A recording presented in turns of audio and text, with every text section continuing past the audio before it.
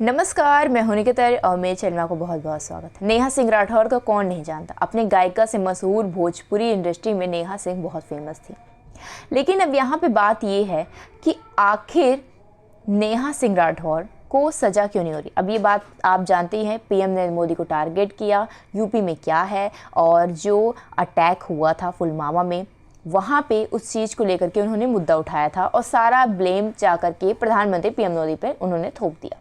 लेकिन यहाँ पे जब बहुत सारे एविडेंस मिले उनके खिलाफ, जो उनके वीडियो क्लिप्स है वो पाकिस्तान में दिखाया गया और मजाक उड़ाया गया, इस चीज़ को उन्हें देशद्रोही के रूप में भी घोषित कर दिया गया।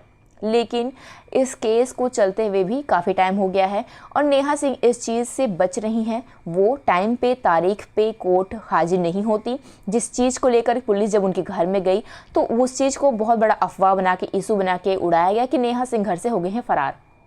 पुलिस जब उनके घर उनको गिरफ्तार करने आई तो नेहा सिंह गायब हो गई हैं।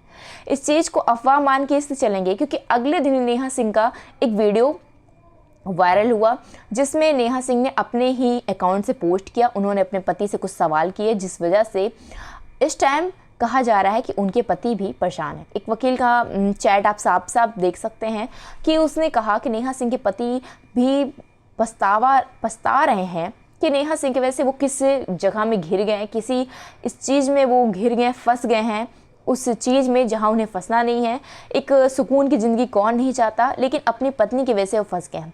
बहुत सारे लोग नेहा सिंह के खिलाफ बयान दे रहे हैं, लेकिन नेहा सिंह ना इस गलती को माफ़ी मांग रही हैं और ना इस चीज़ को कह रही हैं कि वो गलत है। उनका कहना है कि मैं गलत करती हूँ, मैं गलत बोलती हूँ, मैं ये सब करती हूँ, तो क्या मेरा सपोर्ट मेरे पति करेंगे। जहाँ पे उस वीडियो में उनके पति ने साफ कहा है मेरी पत्नी है, उसकी मर्जी है, दूसरों से क्या लेना देना। लेकिन लोग उन्हें टिप्पणियों पे उनके ऊपर गलत कमेंट भी कर रहे हैं। कुछ उनको अच्छा समझ रहे हैं जो उस पार्टी के थ्रू हैं, जैसे बीजेपी को सपोर्ट करने, बीजेपी को, कांग्रेस को सपोर्ट करने का।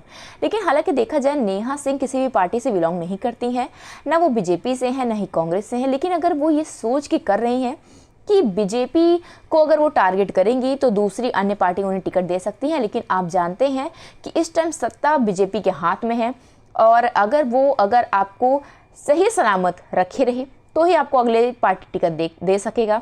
और अगर आप सही सलामत नहीं रहे, जेल के में से हवा खा के चले आए और देशद्रोही जैसा टैग अगर उनको लग जाएगा तो कोई भी पार्टी टिकट नहीं देगी अपने पार्टी का नाम खराब करने के लिए।